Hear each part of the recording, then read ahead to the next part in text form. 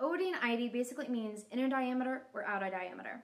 So let's just use a mirror for example. So when they talk about inner diameter, they're talking about from inside the hoop to the other side of inside the hoop, if that made any sense. So just look at where my fingers are, my green tips, and that's the size that you want of the inner diameter.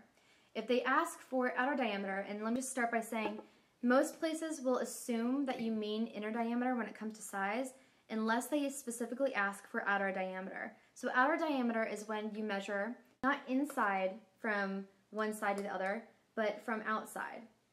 So from outside to the other side. So grabbing a hoop, this, from the black to the black, this is your inner diameter. From the outside of the white all the way to the other side of outside of the white, this is your outer diameter.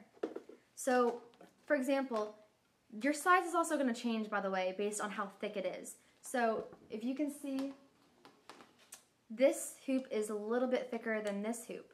So how thick your hoop is also going to add effect to how big you order your size. So say that you want a 36-inch hoop. This is a 36, and from here to here, this is what I'm recording on. Say that you want a 36-inch hoop from side to side. And you want the thickness to be 1/2 inch. So what is 1/2 plus 1/2?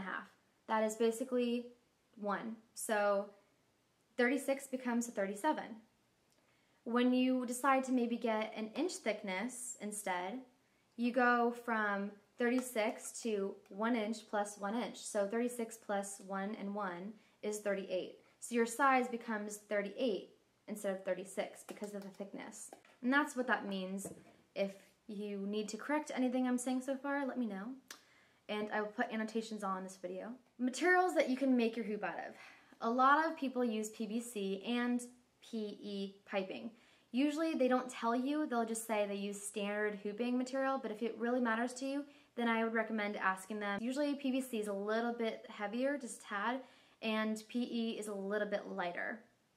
Then the next one they have is HDPE. This is a great transition if you're going from a PVC pipe that's very heavy all the way to a polypro, because it's right in between. HDPE pipes or hoops are usually a little bit clear or white, and they're usually made from LEDs. Like LEDs can be made out of them because they are white. They don't crack as much as polypros, especially in the sun, but they can still break, especially if they are LEDs, and especially if you're a beginner and you drop them a lot, they can especially break. But they're not as reactive and light as polypros, but they're halfway there. So if you're trying to find a transition from your standard one to a polypro, HDPEs are really good for that. Polypros are the next one, and polypros are usually abbreviated PP. When you order a polypro, they usually ask if you want it sanded inside or not, or sanded or unsanded. If you want to put grip tape on it like I did here, then they usually recommend not putting any unsanded, like not sanding the hoop at all. And the reason is because, then when they ask you, is because usually when people use polypros, they make it naked, which means there's no tape on it at all. And to sand it would be a way to add grip to it.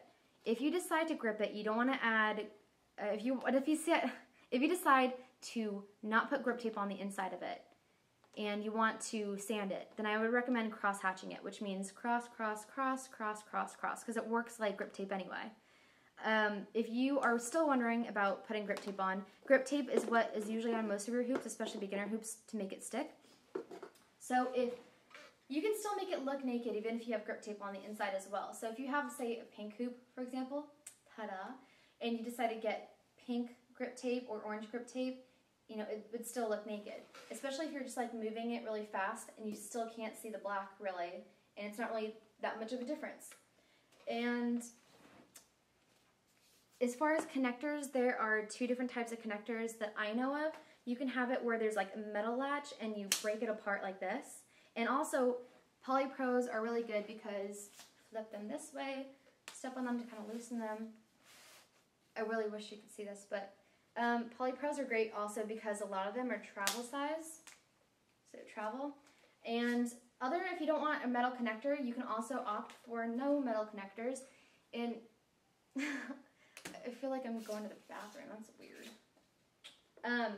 In other ones, polypros, when they sell it, sometimes they don't even add this little connector. I personally like the connector because it ensures it doesn't fall apart on me.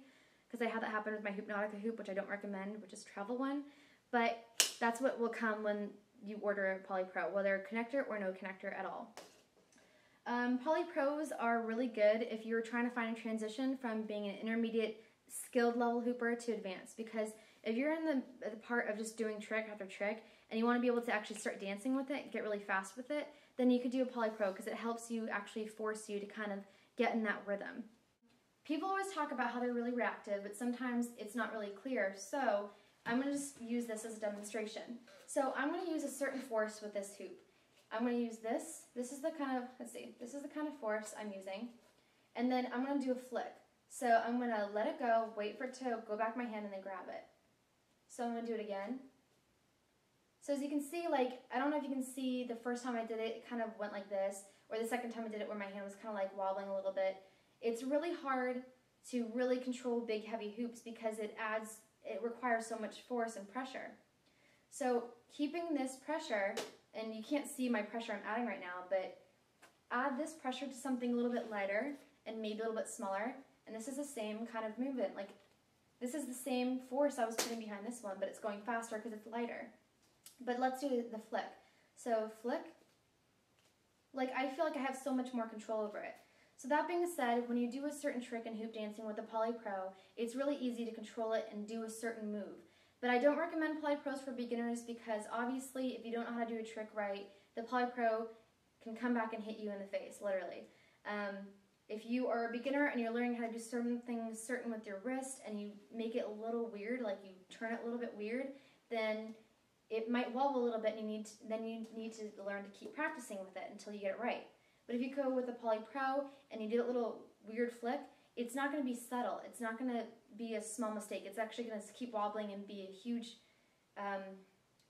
mistake, a huge flaw, and you're going to have problems learning new tricks. In fact, you might even keep yourself from learning or practicing and might even go away from dancing altogether, especially if you get the wrong type hoop if you're a beginner. That is it, I think, as far as Poly Pros, except for the weight I wanted to add. The weight of a Poly Pro is, I tell people, the weight of a travel size bottle of baby powder, but half the baby powder missing. Now compare that size to something like a metal mirror, and this is what most hoops, at least the one I have right there, the green one, feels like, and that's a big hoop. So compare this weight to something smaller, lighter, so that has like baby powder in it. And that is it as far as hooping material, ODs and IDs, and Poly Pros.